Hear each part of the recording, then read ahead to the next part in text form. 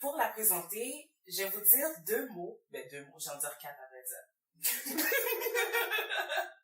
Black Queens et Black King. Je sais pas si ça évoque quelque chose chez vous, vous qui nous écoutez actuellement, mais pour vous présenter, c'est une artiste graphique.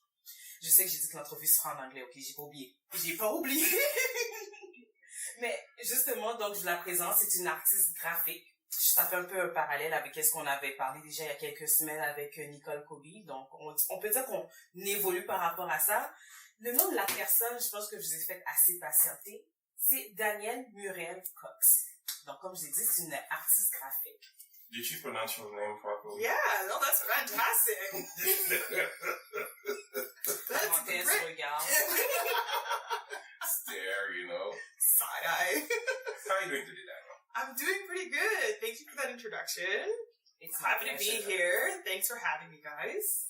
Yes, because we came across, Peter came across some of your art, and he was really interested because when he sent me the link, it was one for the Black Queens, and I watched a few interviews with you, and I was like, this is wonderful.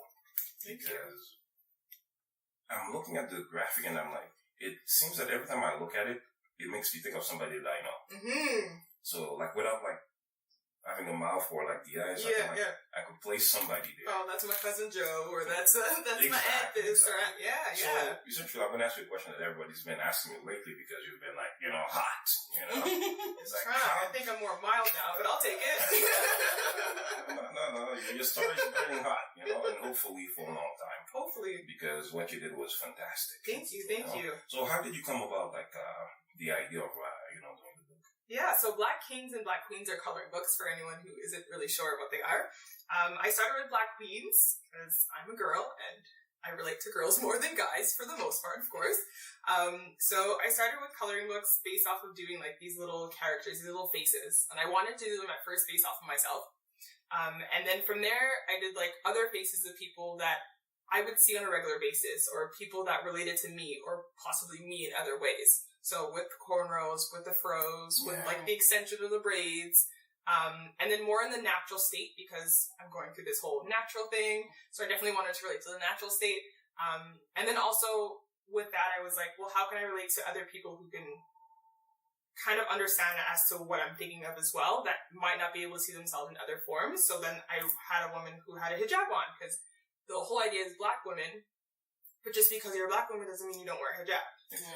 So I wanted to get into that as well. And then with that, I got really great feedback online. So I'm all about Instagram and I'm all about Twitter.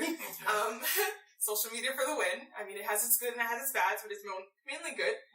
And then from there, I got people's feedback and people were like, oh, this is great. This is really cool. And I'm like, hey, what can I do with this? How can I continue that conversation of, hey, that looks like me. Hey, we need more representation.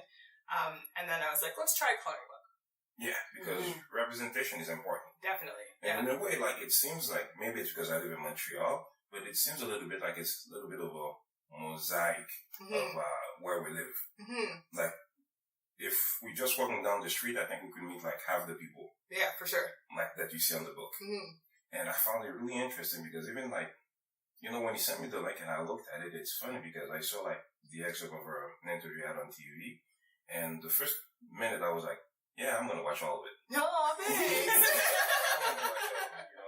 I'm like a millennial, even though I'm not, but I have a short span. 10, 20 seconds, you need to hook me, right? Yeah. I'm the book, and I'm like, and you're talking about representation, people of color, and I'm like, that's so true because it seems that over the past couple of years, it's been something that's been on the forefront. Yeah. Where people don't see themselves in certain areas, either work or TV, and this is why it was important to have you also on the podcast because I don't know how to say influencer.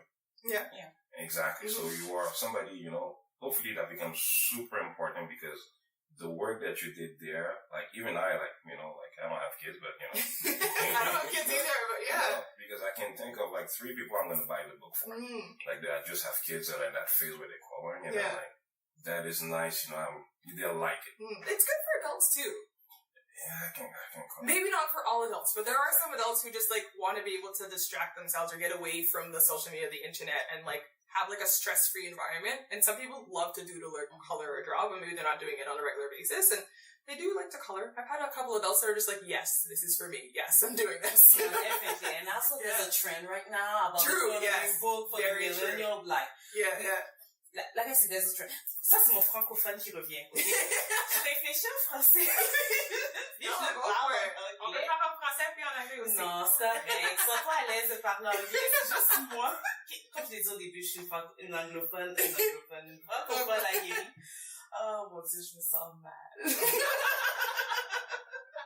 Non, mais peut-être je peux lui poser la question en français. Puis... Non, mais c'est pas plus une question que je l'ai posée, mais plutôt justement un commentaire que je voulais faire par rapport, tu sais, c'est justement, il y a beaucoup le retour à l'enfance, c'est présentement, tu sais, les 20 ans, 30 ans, tu sais, par rapport au, tu sais, colorier, ça nous rappelle un peu notre enfance ou quoi que ce soit. Mais moi, personnellement, puis de revoir ça, je me dis, ah, c'est le fun, tu sais, avec ça, les dessins. D'ailleurs, il faut que vous regardiez ça. Ça, c'est le black. Je sais pas franchement comme ça. It's the inner child in you. It's your inner child. Queen. Exactement, avec le black king. Mais, back to the normal me now. Donc, c'est juste un petit commentaire que je voulais faire à ce niveau. Je pense que j'ai réussi ça.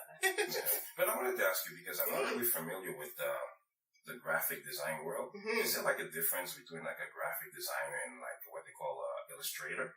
I would say so, for sure. Yeah. You can definitely be both. Okay. So, in the basic understanding of what graphic designers are or what they do is they combine images and text. Okay. That's the most basic sense of what a graphic designer is. Now, of course, you can have someone who designs text to make it look nice and pretty and beautiful.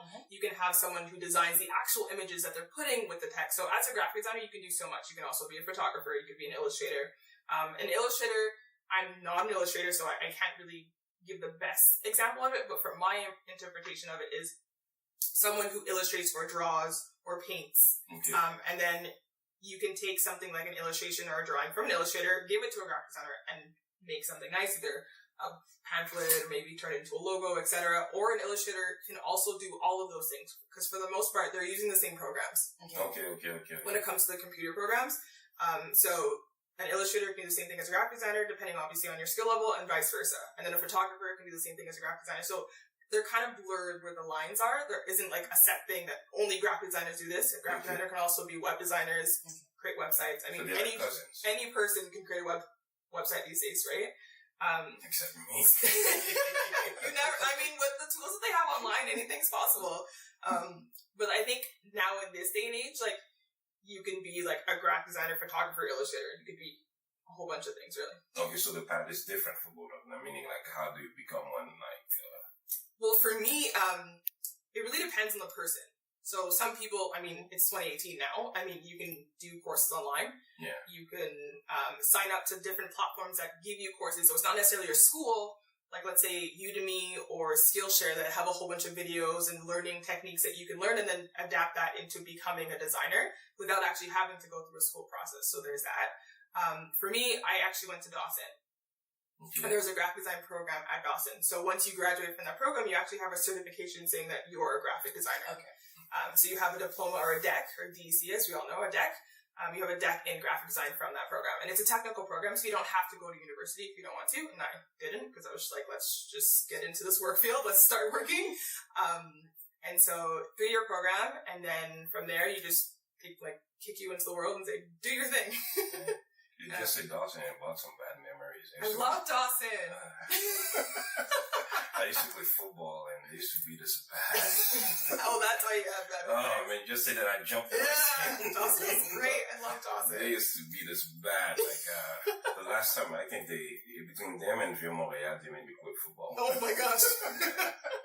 They made me quit football. Like, I went to play them, I think they beat us like 45-2 or something like that. And I'm like, that's a huge gap. Yeah, losing is not fun. It's not losing, it's learning. Good words. It's learning. But I would like to know, how and why did you decide to become graphic designer? I'm there for you. Graphic designer. And I understand. It's okay. I want to know how and why. Because, like, we know that you're an entrepreneur and you work on your home and you have clientele regarding your area. But how and why did I become a graphic designer? The first thing actually wasn't supposed to be graphic design. So I wanted to go into fashion. Okay. I've always been the artsy type of person. So I've always done the coloring. I've always had doodles. Like, when you're on the phone, you're doodling. In elementary school, I would, like, turn people's names into pictures. So I was always, like, handsy, artsy, creative in that sense. And then when you got to high school and it's like, hey, now what do I do with my life? Because for some reason they think at 16, 17 you can figure some stuff out, which, I mean, I'm 27, I'm still trying to figure some things out, so I don't know how they expect that at such a young age. But anyways, at that point we were just like, I'm going to apply to schools. Where am I going to apply? I originally wanted to be a fashion designer. And then I had to do a project, and that involved actually sewing by hand. So I had to create a pillow, and we had to do like a painting or silk screening on it. And we had to do it by hand, not using any machines. And so I was sewing it, and then I realized I'm terrible at sewing. And that's not something I probably want to do for the rest of my life. So I was like, hey, back to the drawing board. What the crap am I going to do now? And luckily, shout out to my mom, who's always been super supportive. She was the one who introduced me to graphic design. She's like, well, you're obviously going to be going to college regardless. So let's figure out what we can do with your art and how could that turn into a career. So it was all because of mommy. Shout out to all the moms. Shout out to moms, right? Supportive one, though. Yeah, supportive ones. Yeah. True. So because of that, I applied, and I didn't get in the first time. So I didn't get into the program the first time, because the way they have it is you have to apply with a portfolio and do like a drawing test. Like, I mean, I don't know if they still do that, but it's pretty intense. Okay. And during the time that the portfolios were supposed to be sent in, I was actually on like my school Europe trip. So my mom, being the person she is, and just like the extra person she is, she literally took every single piece of drawing I've ever done in my entire life. Oh, wow. And gave that in. And I was like, thanks, but crap. So we're talking like the same doodles that you do next to the telephone when you're on the phone, like those like crappy, not so great, like I'm bored, I'm gonna put something on paper type of things. Oh my God. And she gave that in, as well as good things, and I came back and I was like, holy shit. I'm not getting in. So I didn't get in the first time, but because moms are moms, she's like, well, you're still doing something. And so I did an arts and culture program at Dawson. Okay. So I was still doing like an arts type of program. So we did drawings and stuff like that. And I applied again. And then I got in. With good drawings, huh? Yeah. This time I was able to select which ones. And then also, let's be honest, like another year I was able to get better at my craft and do better things. Yeah. So that obviously had something to do with it as well. And then let's be honest, it probably just wasn't meant to be at that point, right? And it turned out great in the end anyways. So originally wanted to be a fashion designer, then I got into graphics, and it was mainly the idea of getting into graphics, obviously because my mom mentioned it, was because I wanted to do something artsy or creative or something related to art in the future. Because I knew I loved it. The idea is that I wanted to do something I loved. I didn't want to do something I hate on a regular basis. And it's weird that I'm thinking about it now, but like, to know that I knew that at that age, I was like, damn, I must have been some kind of smart. Like, it worked out, right? True. And then even with being an artist and doing the things that you love, like you can still go to the path of like, at one point I was working in offices and like, yes, I'm doing things I love, but I was doing it for people and it wasn't great. So let's say the people I worked with were great, but the work I was doing for the companies themselves was just, it was boring. It was the same thing repeated over and over again. So creativity was down, but I was still technically doing what I love. So there's obviously good and bad. Yeah. So from there, so I did the program, I worked in offices, and then I realized once I left school though, I wanted to be a freelancer. I wanted to work for myself. I do love being by myself, so that was a big plus. And I wanted to be my own boss. I wanted to be able to decide what happens, what I do during the day, etc. But I knew that exactly.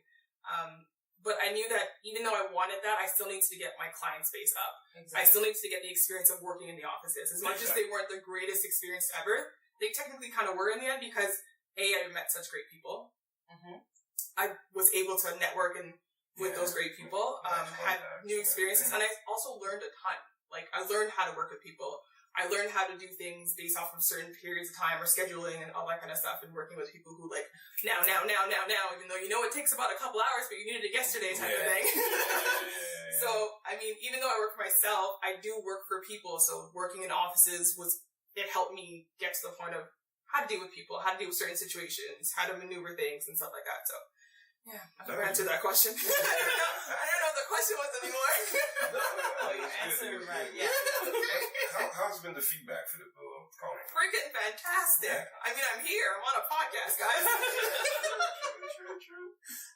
Yeah, it's been really, really, really, really great. So when it first came out, it was great, but not as great as it is now. So it definitely got better. But when it first came out, like, I had, like, I wouldn't say, like, regular fans, but, like, people who were around me, who knew me, and, like Mara, were just like, oh, this is fantastic, this is great. And I had a couple people buying it and stuff like that. But it wasn't until I got a viral tweet, which was like, boom.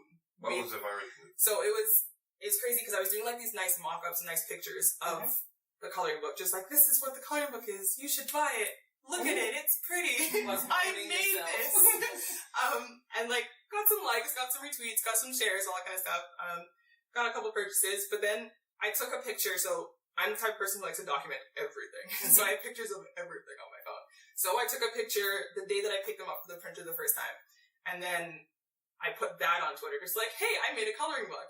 And that was a tweet that went crazy. Just like a regular Joe picture of a whole bunch of books in a box. Just like nothing fancy, nothing pretty. And then that was what took off. So it's like being the realist it could possibly be is what got all the love on Twitter.